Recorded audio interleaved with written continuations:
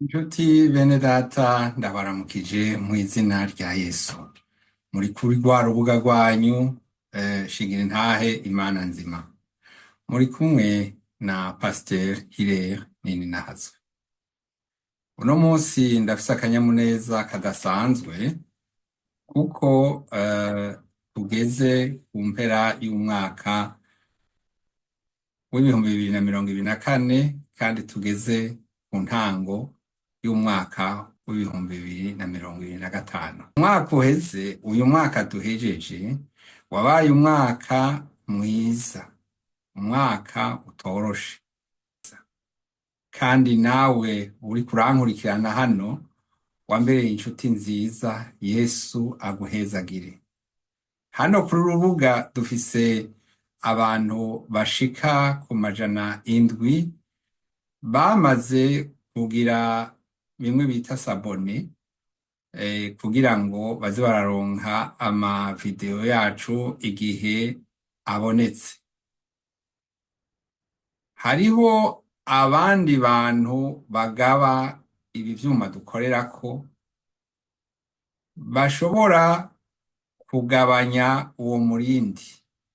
Nico gituma vyoba vyiza yuko mwosubira mukaraba yuko koko mukiri mu bari abone. Nezerewe rero no kubashimira cane ku bikorwa mwakoze mu kuza mukumviriza ubutumwa bwiza. Twebwe ntituri bamwe bita influenceur, oya, twebwe turi imvugabutumwa, dutanga ubutumwa ngaha bw'agakiza. Imbere ya vyose reka dushime Imana turi kumwe. Uhoraho Mana yacu, turagushimiye kuba waratuzigamye uyu mwaka wose, kandi ukaba usubiye kuduhuza kuri ino saha kugira ngo iri jwi ryumvikane ko tugushimiye. Tuje imbere yawe Mwami tukusaba imbabazi aho tutagororotse muri uyu mwaka, kandi twongeye kugusaba inkomezi kugira ngo umwaka utangura uzoba umwaka uko tugenda neza kurusha, tuguhimbare kurusha, twubahe Mana ico wewe utubwira. Twebwe ntitwigaba, twebwe ntitwiremye, turi abawe, kandi natwe tumenya neza kandi twemera neza ko uri Imana yacu. Turagushima kuba waraturungikiye umwana wawe Yesu Kristo ariwe mukiza wacu. Turashima muri kino gihe databuja ingena twabonye ubutabazi n'ubufasha mu buryo bunyuranye kandi butandukanye. Ndagushima rero kubw'ivyo Mwami, beretse umwe wese mu bakurikirana bino biganiro ngo umuhezagire mu izina ry'Umwami wacu Yesu Kristo. Amen. Nanezerewe rero cane no kugira ngo ndabipfurize umwaka mwiza. Namaze kubabwira yuko kuba muri hano kuri runo rubuga mukumviriza ama audio mukawongera mukanayatanga, na cane cane mukagendera ijambo ry'Imana rivugwa hano, nico gikuru, kuko aha turi ingenzi, mwese murabizi. Nico gituma iyo imyaka muyiharura mugenda muvuga ati ubu twakuze, ubu twashaje, mu nyuma ariko no kubera yuko turiko tugenda ahantu ubu buzima bw'aha kw'isi buzohera, ariko ntibuzohera ngo abantu bose bapfuye, kuko hariho n'abatazopfa. Ivyo twarabiganiriye, mwaravyumvise. Twiteze umukiza wacu Yesu Kristo. Ibi biratwengeje mu gihe duherutse guhimbaza ivuka ry'umwami wacu Yesu Kristo, kandi tukavuga ngo n'ubu twiteze cane gose, twiteze yuko Yesu yashobora kugaruka igihe cose gutora ishengero ryiwe.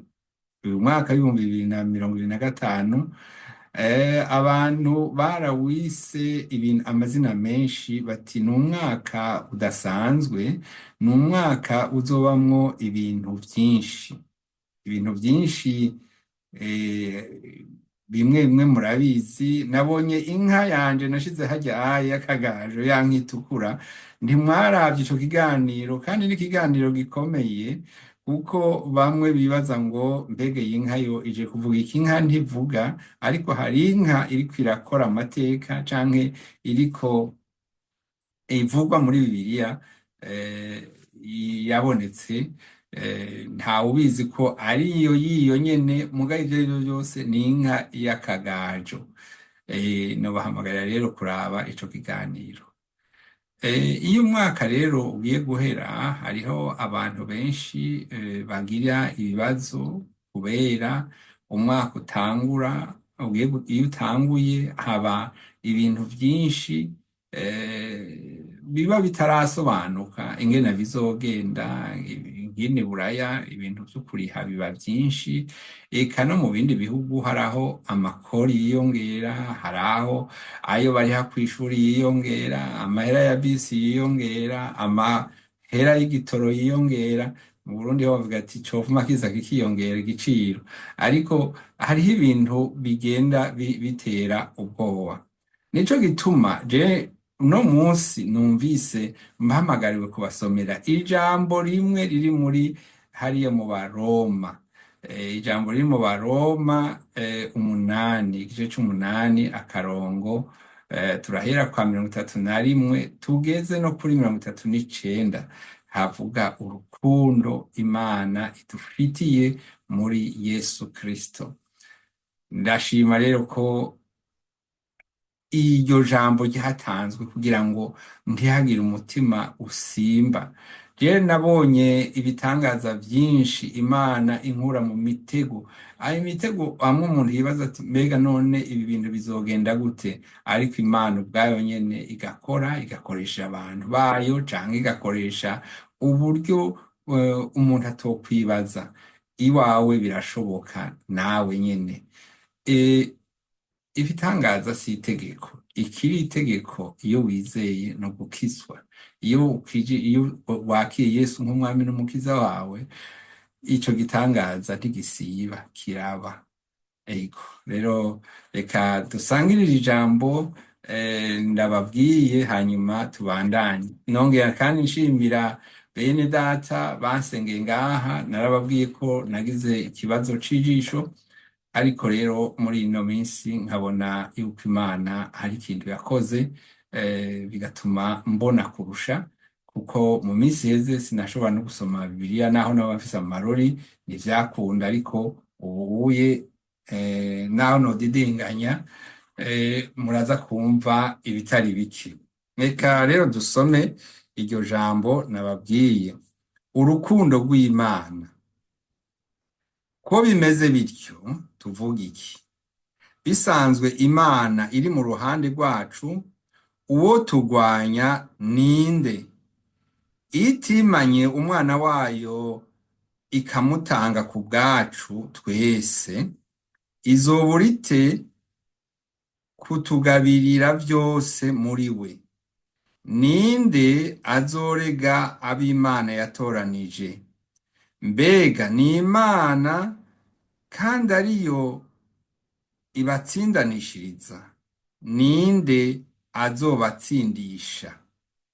Mbega ni Kristo Yesu kandi ari we yapfuye, ibiruta yarazutse ari buryo bw'Imana, bitaye ko aradusengera.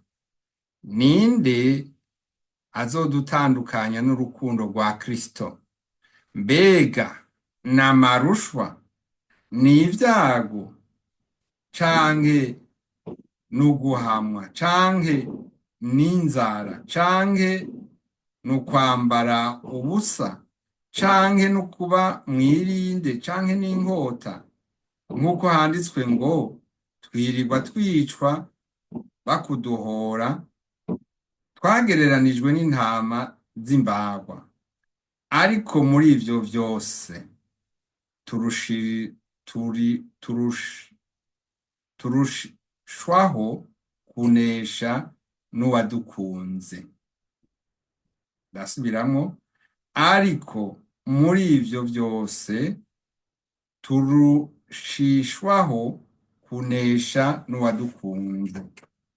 Kuko menye neza ntakekeranya yuko naho rwoba urupfu canke ubugingo canke abamarayika canke abaganza canke ibiriho canke ibizoba canke abafise ubushobozi canke uburebure bw'ibihagararo canke uburebure bw'amajepfo canke ikindi caremwe cose, atakizoshobora kudutandukanya n'urukundo rw'Imana ruri muri Kristo Yesu umwami.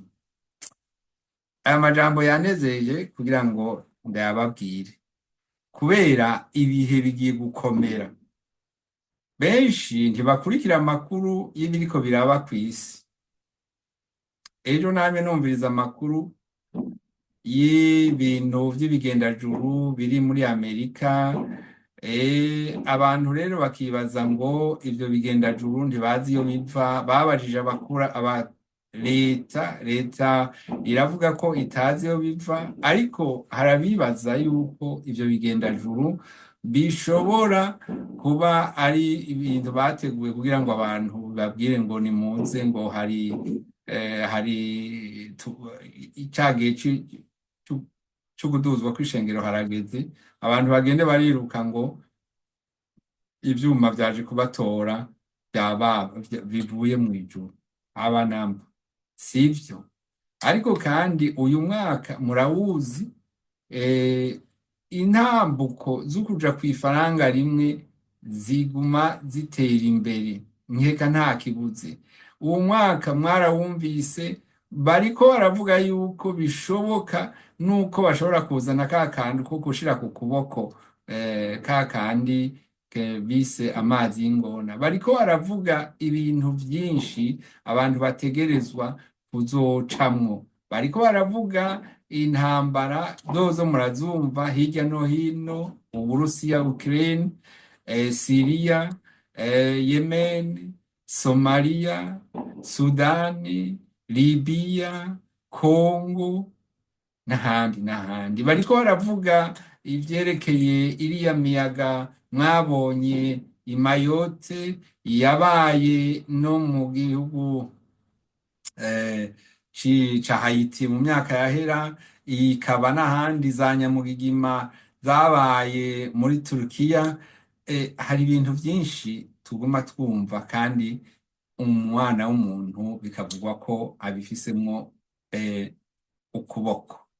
Hanyuma hakavugwa n'ivyerekeye ihindagurika ry'ibirere.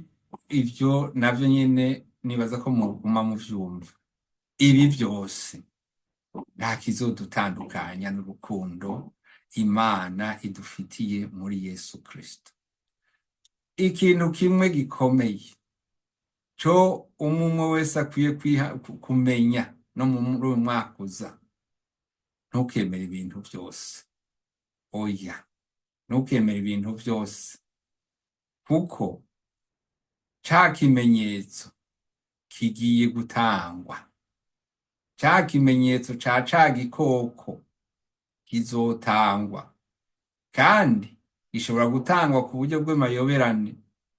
Umuntu ugasanga kumbure baramuhenze canke bamubwiye ukuntu agiye ko aremeye, ariko yugururiye ingwe.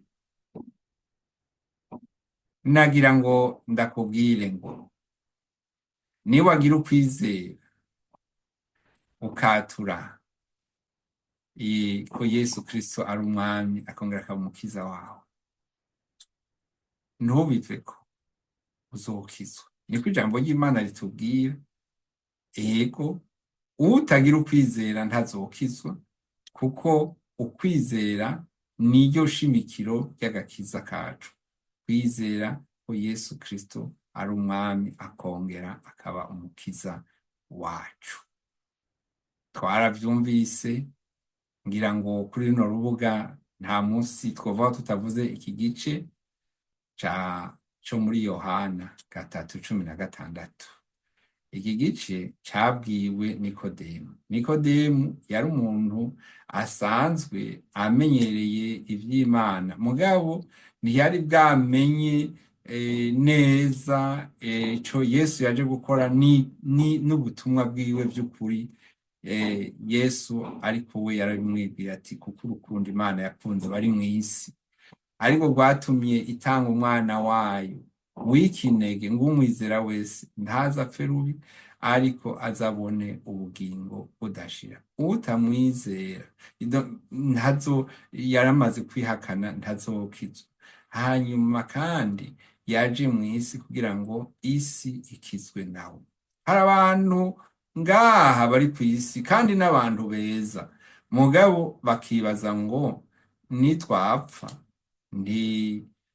ntitubizi iyo tuzoja. Ubu ukwiye kuhamenya kuko twarahabwiwe aho tuzoja. Abanyabyaha, abatizera bazoja mu muriro, bazoja mu mahonero. Abizera bitandukanije n'icaha, bizera Yesu Kristo niko ndavuga, bazobona ubugingo budashira. Ubwo nibwo ndakwifurije uyu mwaka uko uryama wikebuka wibaza uti none koko ubu vyogenda gute umwami wacu Yesu aje? Niyaza azoza kutujana. Yesu abahezagire. Ndabifurije rero umwaka w'icizere, umwaka w'2025. Yesu abane namwe, mwari kumwe nanje Irene Nahazwe, namavuga kuri no rubuga. Inimero yacu muyandikeko muyirabe ngaha munsi y'iyi video, kandi mutwandikire kugira ngo bidufashe kumenya ingene tubatorera amajambo yandi yo kubafasha mu rugendo murimwo rwo gukizwa no kugororokera Kristo. Naho ubutaha.